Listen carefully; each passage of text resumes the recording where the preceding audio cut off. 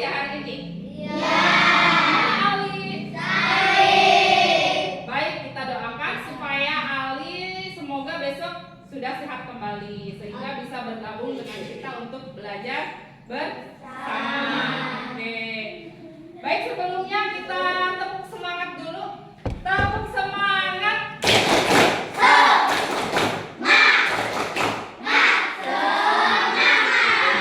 Ya, sudah siap untuk belajar hari ini? Oke. Baik anak-anak, hari ini kita akan belajar KKA ya, yaitu coding kecerdasan artifisial ya. Nah, nanti adapun tujuan pembelajaran hari ini yaitu menerapkan dekomposisi untuk memecahkan masalah kompleks menjadi bagian-bagian yang lebih kecil ya. Nah, jadi dengan belajar KKA ini nanti anak-anak diharapkan bisa menerapkan dekomposisi, yaitu memecahkan masalah, bagaimana masalah itu dipecahkan dengan cara membagi menjadi bagian-bagian yang kecil seperti itu. Kemudian mengidentifikasi pola dalam berbagai situasi untuk membantu menyelesaikan masalah dengan lebih efisien. Nah, itu ya. Itu adalah tujuan pembelajaran kita hari ini. Baik anak-anak, nah Ibu pengen tahu nih bagaimana cara kalian menyelesaikan suatu masalah ya. Nah, misalkan nih barang Ayub ya, pensil ya. Pensil Ayub hilang. Nah, pensil Ayub hilang. Apa yang kalian lakukan ya? Nah, bagaimana kita menyelesaikan masalah ya ketika akan belajar ternyata pensil Ayub hilang? Coba. Ada yang mau jawab? Silahkan. Ayo. Nah, gimana kalau pensilnya hilang? Ayo. Oh, minjem ke teman. Oke, sebelum minjem ke teman? Oh, dicari dulu. Oke, yang pertama Ayub akan mencari ya. Mencarinya di mana? Pertamanya. Jadi yang bagian terkecil dulu kali ya. Tas, di tas. Nanti kalau di tas nggak ada, di laci ya. Oke. Terus kemudian kalau memang sudah nggak ada, baru pinjam ke teman. Nah, kalau sudah begitu terselesaikan nggak masalahnya?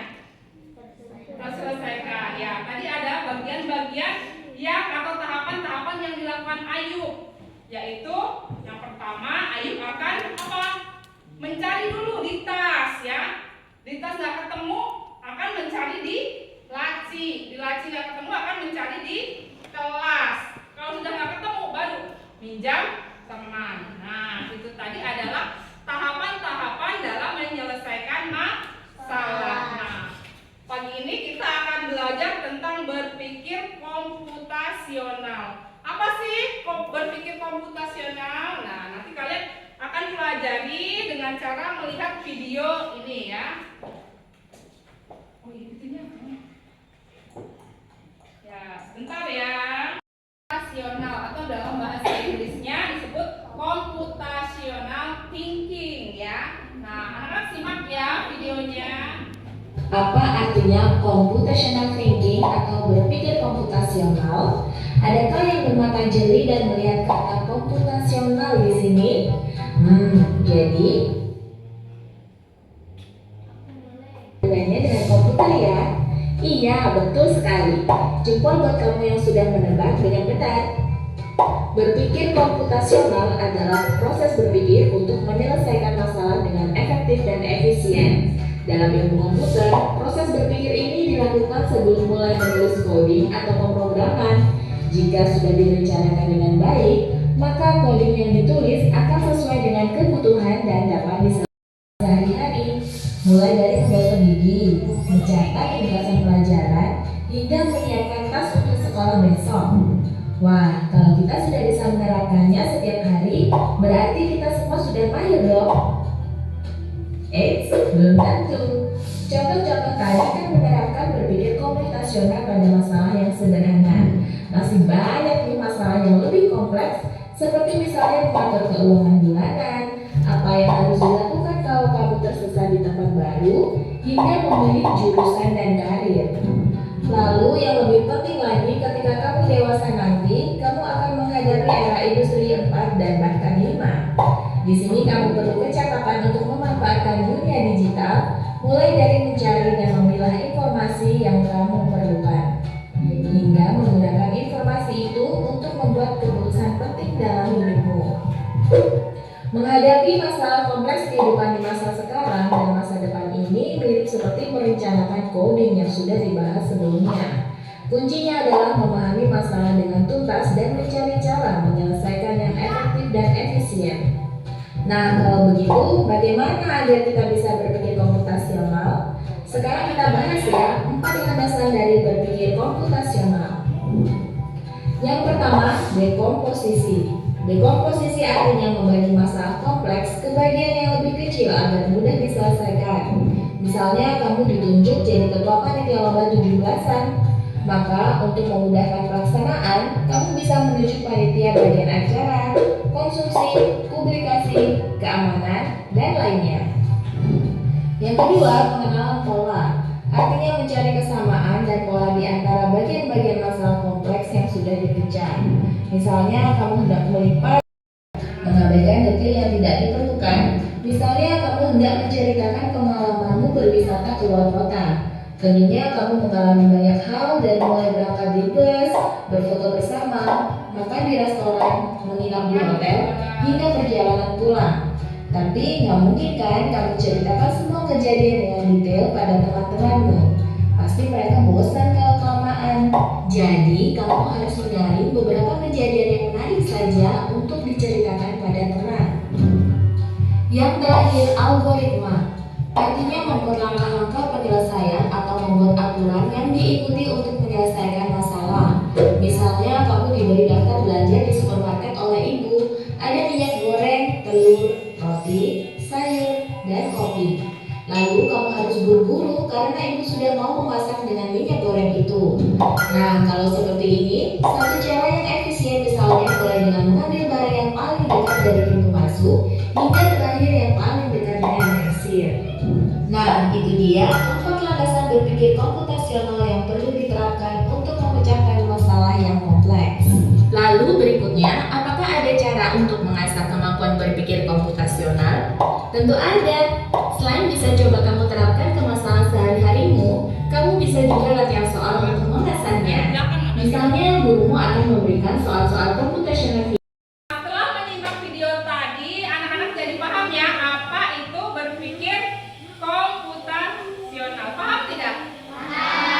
Oke, kalau paham, coba Ibu pengen tahu apa sih contoh berpikir komputasional dalam kehidupan sehari-hari. Nah, contohnya apa? Oh ya, menyikat gigi. Ya, betul. Menyikat gigi ada tahap-tahapannya ya. Apa aja sih tahapan menyikat gigi? Mengambil sikat, kemudian odol.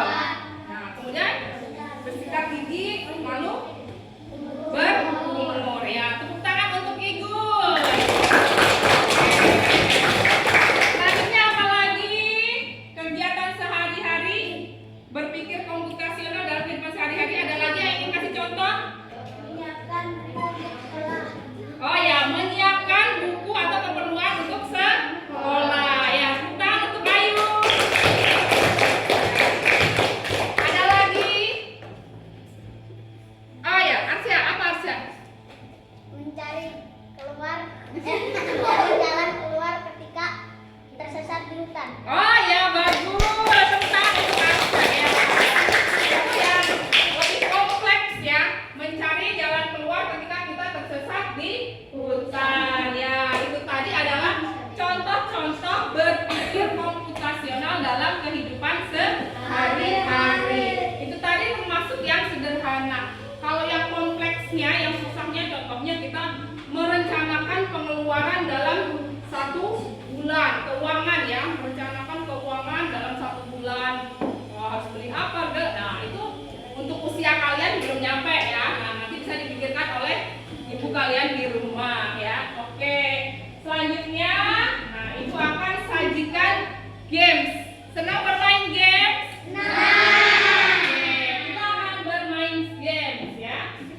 gamesnya ini game edukatif, yaitu cara berpikir komputasional ya. Baik, tunggu ya.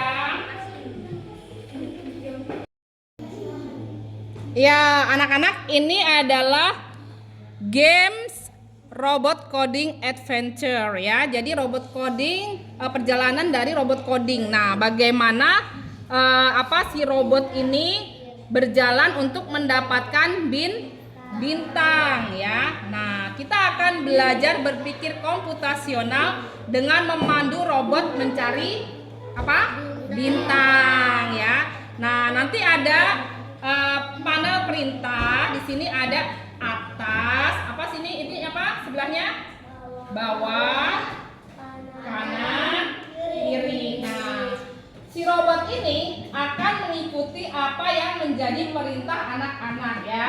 Nah, nanti kalian perintahkan. Nah, perintahnya ini harus sesuai ya, supaya robot ini benar-benar bisa mendapatkan bintang. Oke, yang pertama kita akan ambil bintang yang ini dulu. Nah ya, yang paling bawah nih. Nah, kira-kira kalau untuk mendapatkan bintang yang paling bawah, nah perintahnya apa? Si robot ini berjalannya bagaimana? Bawah, berapa kali langkah? 4 ya, 1 ya, 2 3 4. Oke, kalau sudah 4 langkah kemana? Kanan. Ke kanan berapa langkah? 1. Coba ya, kita coba ya. Coba ucapkan. Ke kanan 1 langkah. Oke, kita jalankan. Tekok. Berjalan nggak? Yeay. Ya, ini baru dapat 1 bintang. Oke, untuk bintang selanjutnya, nah kita akan berjalan kemana lagi? Nih, ini hapus dulu. Ya, kita hapus. Kemudian mau kemana? Supaya bisa dapat bintang yang ini. Ke atas. Oke, siap. Ke atas berapa? Berapa langkah ke atas? 3 apa 4? 3. Oke, siap bos. 1 2 3. Nah, setelah 3 ke kanan. Ke kanan berapa langkah? 1 langkah aja. Oke, siap. Ya, kita jalankan. Oke, perintah coba jalankan. Ayo coba 1 2 3. Jalankan. Ya, jalan dia. Tek. Ya, bisa dapat bintangnya ya. Oke, untuk bintang yang terakhir bagaimana? Kanan berapa langkah? Ke bawah 2 langkah. 1 2. Oke, kita perintahkan jalankan. 1 2 3. Jalankan. Yeay. Tadi ini adalah contoh game edukatif ya. Bagaimana kita memerintahkan robot untuk berjalan supaya bisa mendapatkan bintang ya. Kalian tadi belajar games, gimana, seru nggak gamesnya? Oke, sekarang ibu akan berikan contoh real ya, kehidupan sehari-hari ya, contoh permasalahan kehidupan sehari-hari yang bisa kalian pecahkan. Nah, ini masalahnya agak kompleks ya, semoga kita bisa menyelesaikan masalahnya. Oke, play. Dalam bis studi wisata ada 3 kelompok anak yang akan diantarkan ke 3 tujuan berbeda. Bis berhenti pertama di restoran, lalu hotel, dan terakhir di museum. Hanya ada 1 tempat penyimpanan koper di samping bis yang hanya bisa dibuka dari 1 pintu. Sopir bis ingin mengatur koper-koper penumpang hingga mudah dikeluarkan. Bantu supir bis menentukan urutan memasukkan koper-koper itu ke dalam tempat penyimpanan. Pertanyaan, koper kelompok anak yang mana yang dimasukkan terakhir? A. Anak yang ingin pergi ke museum. B. Anak yang ingin pergi ke restoran. C. Anak yang ingin pergi ke hotel. Atau D. Yang mana pun boleh. Ya, kita analisis bersama dulu ya. Jadi ini tadi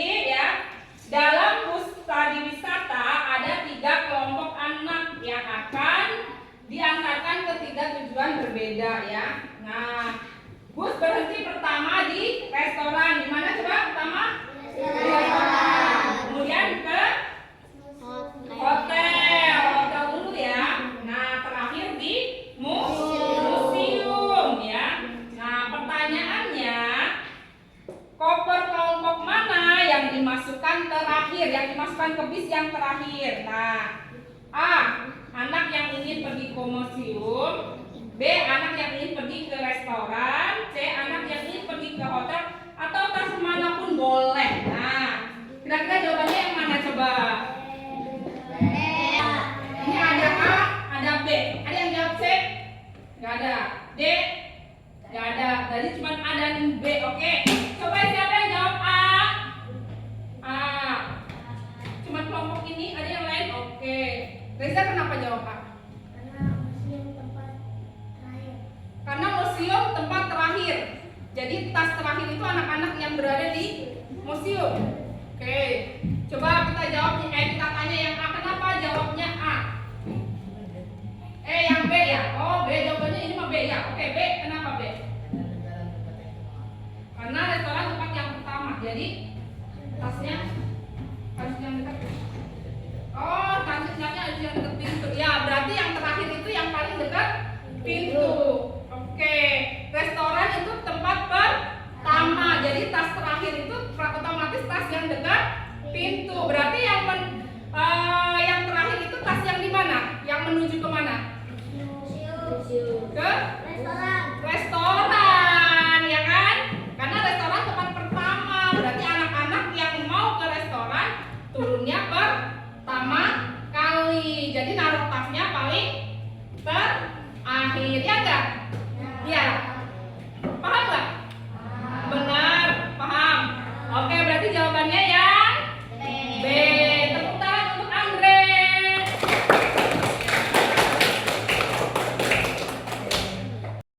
Nah, itu tadi adalah contoh soal computational thinking atau cara berpikir komputasional dalam kehidupan sehari-hari. Bisa tadi kita pecahkan bersama-sama? Bisa. Oke, kalau begitu Ibu ingin tanyakan lagi ya. Nah, ada yang ingin ditanyakan dulu sebelumnya? Ada? Tidak? Oke, kalau itu Ibu yang mau tanya nih. Nah, dalam kehidupan sehari-hari, apa saja tadi contoh berpikir komputasional? Menggosok gigi. Kemudian apa lagi? Ya, menyiapkan buku.